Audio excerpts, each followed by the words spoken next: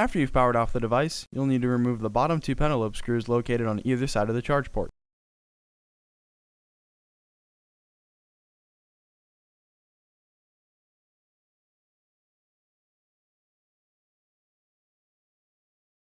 Once these two screws are removed, you should be able to slide an opening tool between the back housing and the frame of the phone itself.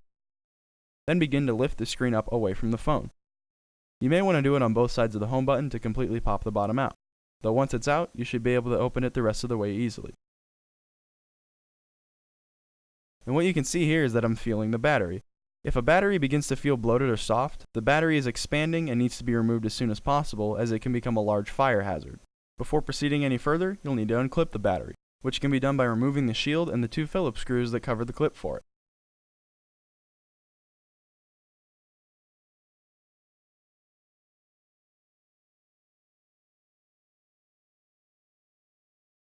Removal of the screen helps make the repair safer and easier. So to begin removing the display, you'll first have to remove the three Phillips screws and the shield that covers the clips for it. You'll want to keep close track of these screws, as if they're put back into the wrong spot, they can end up causing large amounts of damage. To remove the shield itself, you'll have to slide it to the left before removing it, as there are hooks on the left side of it.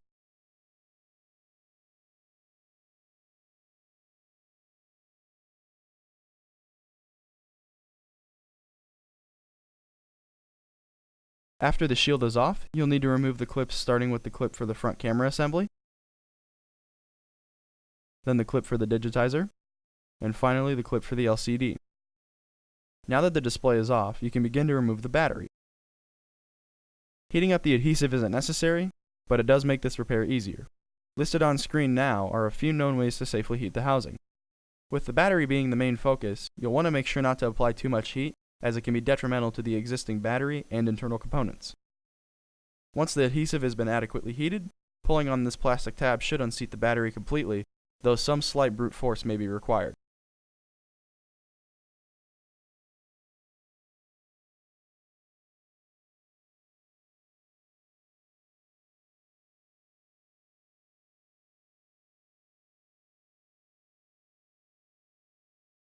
Now that the old battery is out, the new one can be put in, but not before testing the adhesive. If it's still relatively sticky, it's not necessary to replace it, but if it doesn't seem like it would adhere to the battery, you'll want to replace it with double-sided tape. With the new battery, you'll want to clip it in before seating it in, as the clip may not be properly aligned otherwise.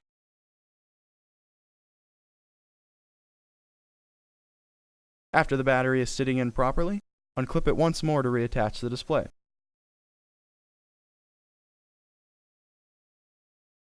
The clips for the display will have to reattach in the following order: the clip for the LCD,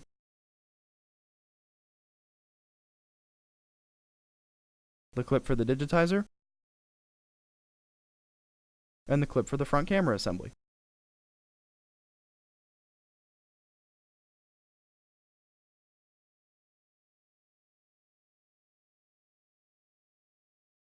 After the clips are fastened, the shield can be replaced by sliding the left side in first before laying it on flat the rest of the way, and replacing the three Phillips screws for it.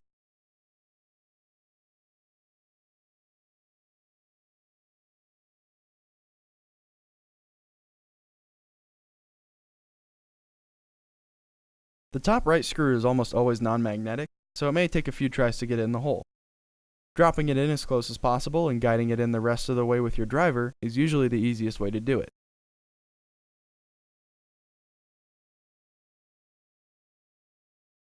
Now the battery can be clipped back in, and the plate and two screws for it can be replaced as well.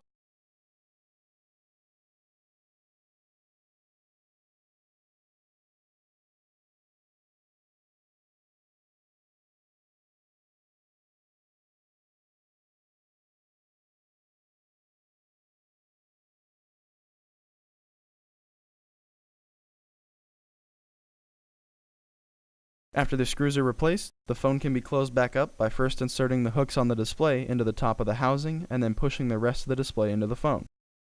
The pentalobe screws will be the last thing you'll have to put back, which will complete the repair.